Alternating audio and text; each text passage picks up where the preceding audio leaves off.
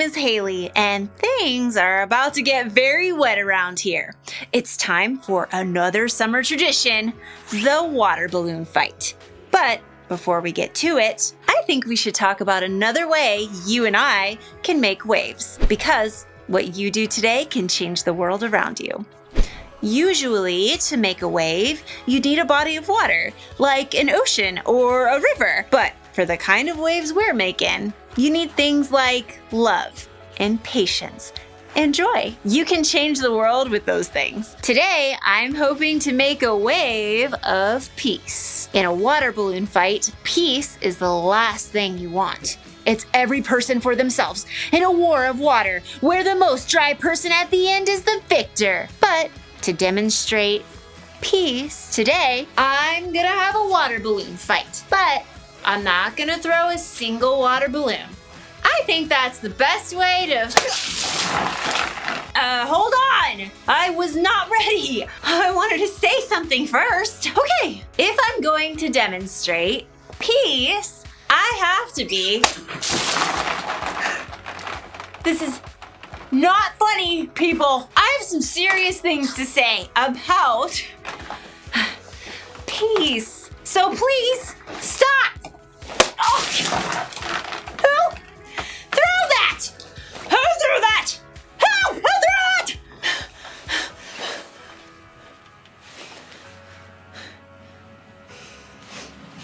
Nah.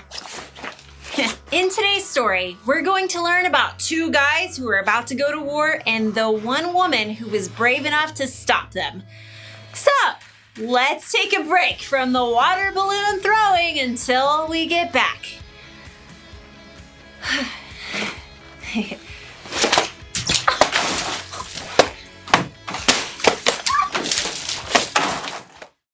Oh, 3 in a row. Yeah. Hey, well, don't count your corn until it's thrown.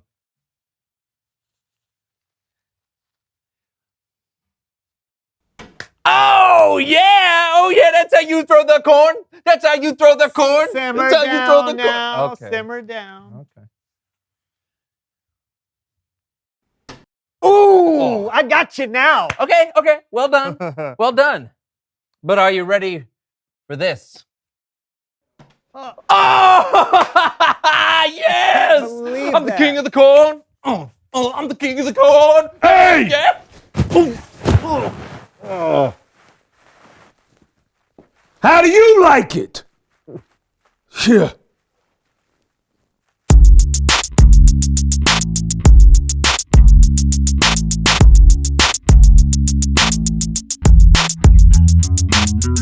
Welcome to the So-and-So Show. I'm Brandon. And I'm John, and today we'll be making waves right here in the middle of my basement. Because you don't need to be somewhere special in the world to make a difference. Oh, no, not at all. You can do it anywhere, anytime. You know how sometimes people have special sporting events to raise money for those in need? Well, that's what we're going to do today. Yeah, John and I have set up a 9-hole miniature golf course in here for our first annual Putting for Change Miniature Golf Invitational. Oh. Here's how it works. For each round, we'll try and putt a golf ball into a hole. The person who hits the ball in the hole with the fewest number of shots wins the round. The loser of each round has to put some change into this jar. At the end of the tournament, everything in the jar will be given away to help change the world. Ooh, that sounds great. Let the games begin. Yes! So here we are at hole number 1. It's a standard par 3 through the tube or around the clown type of hole. I'm going to hit it around the clown because the tube never worked for me. And make sure you watch out for the squirrel head at the end. That guy is nuts. I'll tee off first. John lines up the shot. It's a pretty straight shot despite the obstacles. Will he get a birdie? Or will he choke, leaving the door open for the far superior golfer? You do realize I can hear you, right? I thought it would add to the overall feel of the tournament. Yeah, well, it doesn't. Wow. Not bad. Yeah. You're in a bind now, though. I am. 2, Oh! 2. Beat that, All huh? right. Yeah, Okay, I 2. will. I will.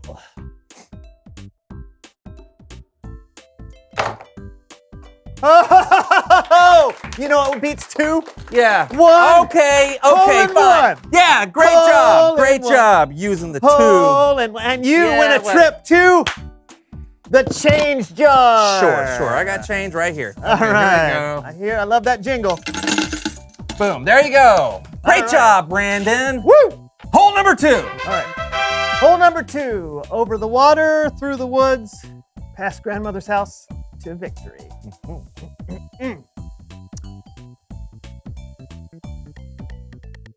Boo!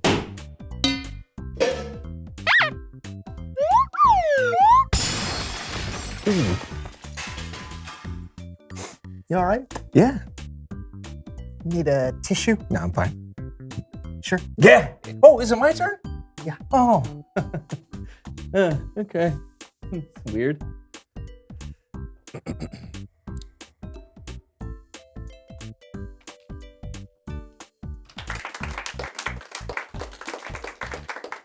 I think that means you own the jar. Woo! Right? Is that what the rules say? That's what the rules say. I forget the rules. Is that what they say? The change, you know? You got to put change in there. You got to, oh, that's what they say. It's on now. Oh, yeah? Yeah. Come on. Bring it. Montage. Bring it.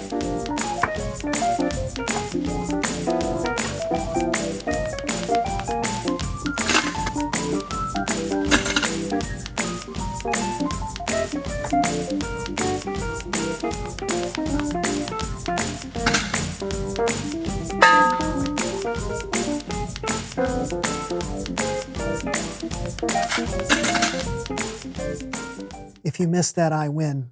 I remember.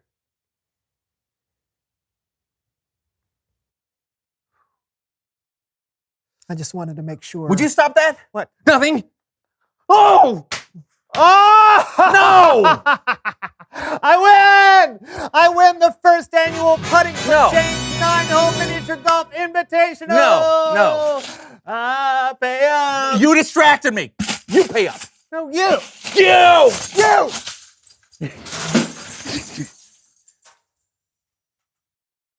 Look what A you jar did. of change. I won. You sit on fair a and golf cart square. of life. No, I No, don't. you distracted me. I did not. Guys, Hey, I'll show Guys. you how to putt.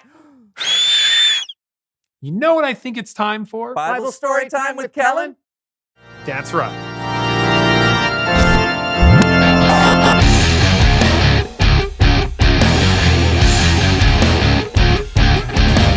So, how's it going? He kept distracting me by- No, Actually, I wasn't really asking because I can tell how it's going. But first, I did want to say this. I love the idea of you guys having a golf tournament. You do? 100%. There are a ton of lives you guys could change. That's See, what if I've you been would've trying to just- say. But you're missing one of the best ways to do that. We are? Yep.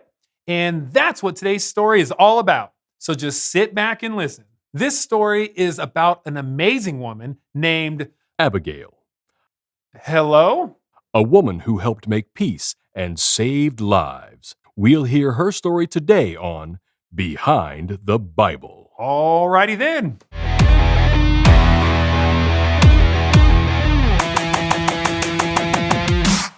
Right. So the story of Abigail actually begins with, King David. well, he wasn't a king yet. I know that. I'm the narrator. I just wanted to make sure. Before he was king, David and 400 of his men were hiding in the desert from King Saul. Living in the desert is not fun. It's burning hot. There's not enough food or water. And it's burning hot. And just so we all know, David didn't give video interviews because cameras wouldn't have been invented for thousands of years. Are you going to let me do my thing? For now.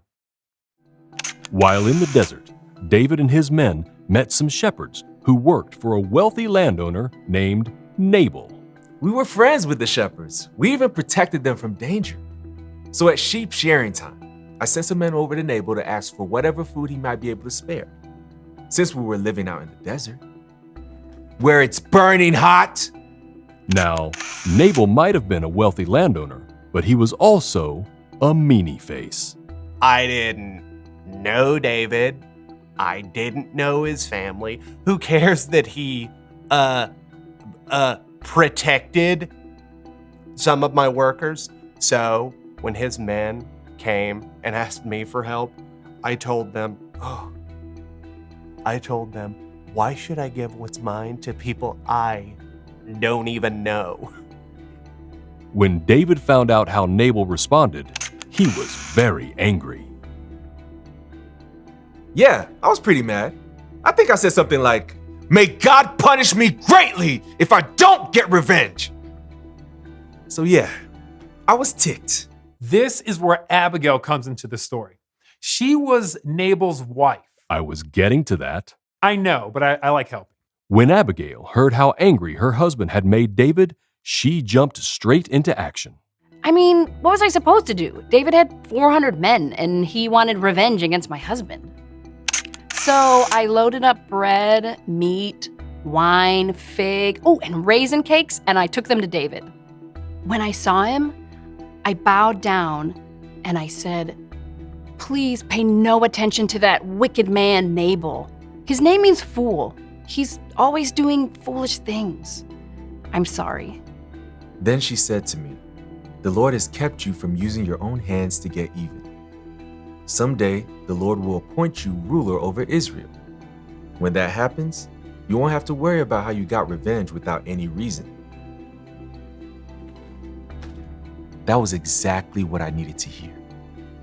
Abigail's words brought peace. And the raisin cakes didn't hurt either.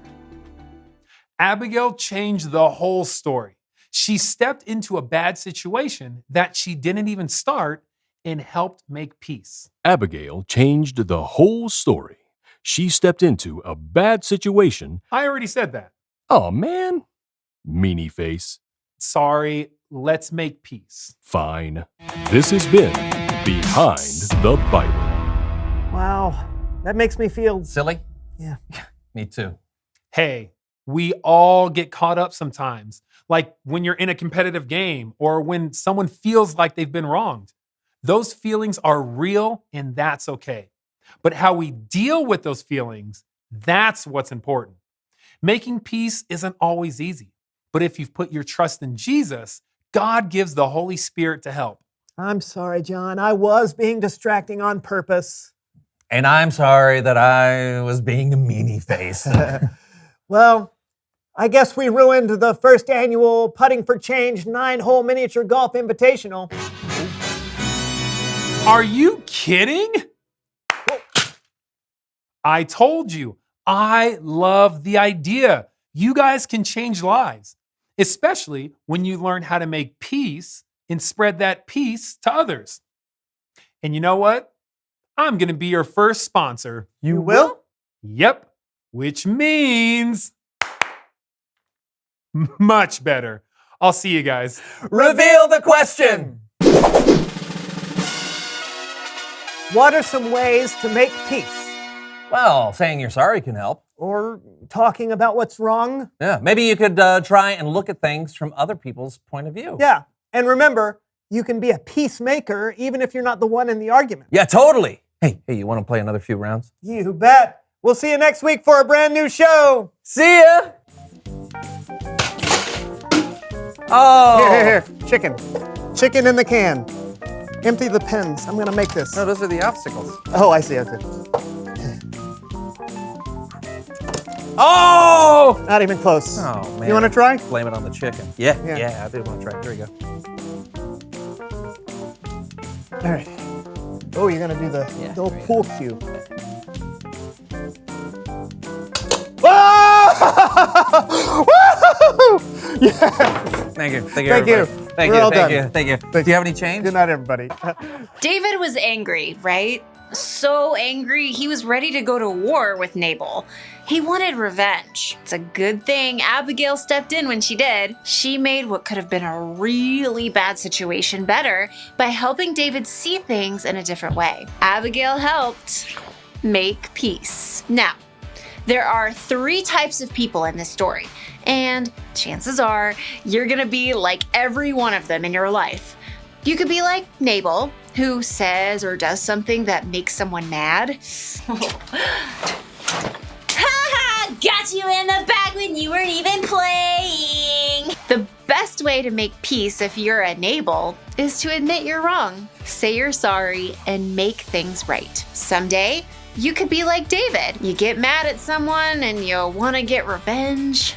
Oh, throw that! If you're like David and you want to make peace, sometimes it helps to think about the consequences of your anger. What will happen if I lose my temper? What will happen if I get revenge? And then there's Abigail, the peacemaker. When you're like her, it means you're standing outside of someone else's fight and you can see a way to make peace. Hey, you two are supposed to be friends. Now, hand them over, hand them over. Thank you. Warren, handed. Oh, peacemakers can help others see their situations in different ways. They can stop arguments and fights before they get way out of control. Water balloon fights are one thing. They're supposed to be fun. But other fights can hurt feelings, damage relationships, or even worse. So be an Abigail and make a wave of peace. The one thing to remember today is this: you can help others make peace. If this doesn't come naturally to you, that's okay. Ask God for help. And remember, when you believe in Jesus, the Holy Spirit living inside of you can also help you make peace. Well, now it's time for the actual water balloon fight. So, I'll see you next time. Well, I guess we used up all the balloons.